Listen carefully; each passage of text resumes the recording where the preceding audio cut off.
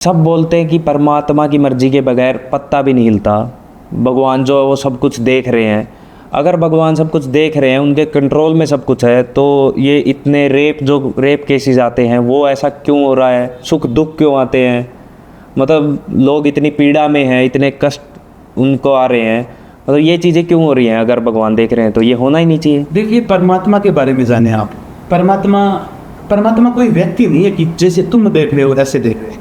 परमात्मा आप यूँ मानिए कि एक थिएटर का पर्दा है और उस थिएटर के पर्दे के ऊपर मूवी चलती है। हमें पर्दा दिखाई नहीं देता, मूवी दिखाई देती है। अब मूवी में दिखने वाली बारिश क्या पर्दे को गीला कर सकती है?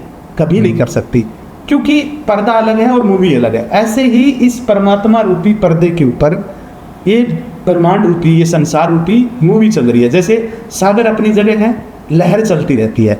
जो सागर है उसके ऊपर लहर चल रही है तो वो दोनों एक ही। तो अब तुम बोलते हो कि परमात्मा देख रहा है। देखिए, परमात्मा की मौजूदगी से यहाँ पर सब कुछ हो रहा है। हाँ। कैसे?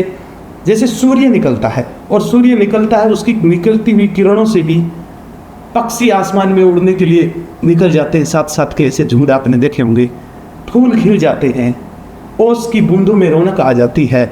यानी उसकी मौजूदगी से। ऐसा नहीं है कि सूरज एक एक फूल को पकड़ पकड़ के खिलाता है, उसकी मौजूदगी से सब कुछ हो रहा है। यानी तुम्हारे कर्मों की वजह से ये सब कुछ हो रहा है। तुम्हें दिख रहा है कि ये क्यों हो रहा है, परमात्मा देख रहा है।